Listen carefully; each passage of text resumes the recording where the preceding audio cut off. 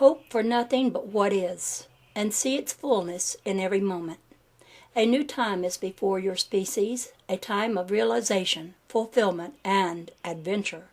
Accept this time, move into it, dance in the momentum of its inevitability. It is the breath of life and the song of God that you have been cut off from for so long. Life is now. Life exists only in the present moment of time, in the presence of God. Thoughts that are oriented toward the past and future serve only to restrict and limit the amount of animating current that is available to vitalize your expression. You have no idea how much energy will flow through you when you have proven your trustworthiness and cleared these obstructions from your circulatory system. Can you release the past and future-oriented conceptual structures that are preventing this from taking place? Are you willing to come with me, to join with me in a journey of unimaginable adventure? Come, my friend, the door is open. Lay down your fear, lay down your reason, leave the past behind, and prepare yourself for transformation. There are preparatory steps as individuals approach the point where they are open to transformation. But the actual transformation is not a sequential process. It is not a complicated ritual. It can occur in the twinkling of an eye. It only involves one step, one decision, one event. When it takes place, it is as easy as breathing, as simple as a smile. Suddenly, you just know. Suddenly, you know on a level of certainty that precludes all knowledge. Your eyes clear, and you see, for the first time, what lies beyond the prison wall. And you jump. You jump into the unknown, alive, alert, aware, for the first time of who you really are. When you are ready to make that leap, you will know. There will be no other choice. Suddenly you will realize that all your fears, all your problems, all your rational dilemmas were all just part of a dream, a fiction that you had been maintaining through your own stubborn effort. Identifying with the being behind all life, you realize that the particular form that you are conscious of projecting through at the moment is not really who you are. As you begin to see your body as an exquisite exploratory instrument designed for the expression of your spirit, you begin to relax. Your preoccupation with survival begins to fall away. It is not that the body becomes unimportant, but rather that a fundamental identity shift has taken place. You are not your body. You are not your thoughts. You are not what you feel, not your role or your experience. You are the spirit of life itself, dancing in the clay, delighting in the glorious opportunity of incarnation, exploring the realms of matter, blessing the earth and all therein. The psychological process that triggers this awareness takes place in the present moment. You must be there, fully present, to experience it. This is not difficult. Simply be aware of whatever you are doing. If you are slicing the bread, do not be thinking of your thirst. If you are listening to a friend, do not be thinking of what you are going to say next. If you are eating a meal, do not be thinking of what you are going to do when the meal is over, but show the earth the appreciation of your fullest attention. In whatever activity you engage, be there fully in consciousness also.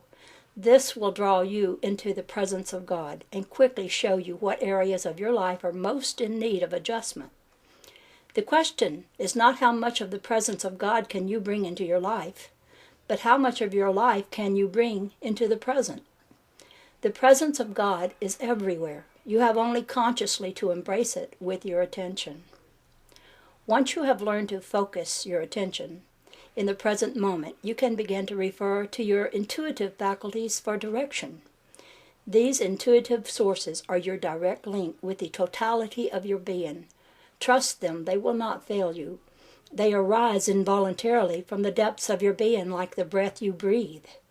They inform you instantly of all you need to know in any situation.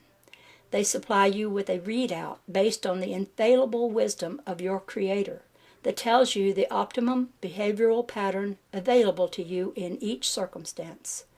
They cannot help you in the future. They cannot help you in the past, but they can be your invaluable pilot in the present moment. It may be that following these intuitive impulses will break many of your previous behavioral patterns. But do not think twice, let them fall away. Proceed with the faith of a child. It will be far better for you to break the patterns in your life that are not in harmony now on your own than to wait until the increasing vibrational intensity that is enveloping the Earth's atmosphere breaks them for you. The information you need is encoded in the structural makeup of every cell in your body. Contact it there.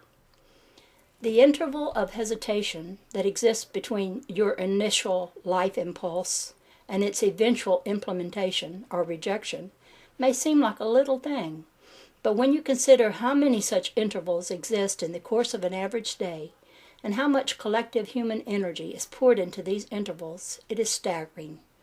This is the opening through which your entire species is being drained of its very life substance. In order to do the work that is ahead, you cannot afford such waste. Your cultural conditioning has convinced you that withdrawal of attention from rational consideration of past, precedent, and future possibility would cripple you in your ability to carry out your responsibility. In truth, it will free you to carry out your real responsibilities. Your responsibility is to be yourself, to express the essence of your innermost spirit, to express the Lord in form on earth. To do this, you must be in His presence. Consider all the various issues of your life in the brilliance of the living light that springs from His being. All that is unreal will no longer exist. Such an easy way to solve problems. At this time, your reason is too unwieldy, too pre-meted with ego values, too slow and open to manipulation, to satisfactorily resolve our increasingly complex problems, be they personal or global. Look to the light of your soul, to the illumination of your own spirit for the answers, and allow whatever does not stand up in this light to dissolve back into the darkness from which it has come. If one day you find yourself suddenly waking up, as if you had experienced the psychological process, but you sense that you were not yet firmly grounded in the new reality, lie low during the days of your centering. Do not use the powers that you have gained in ways that will draw attention.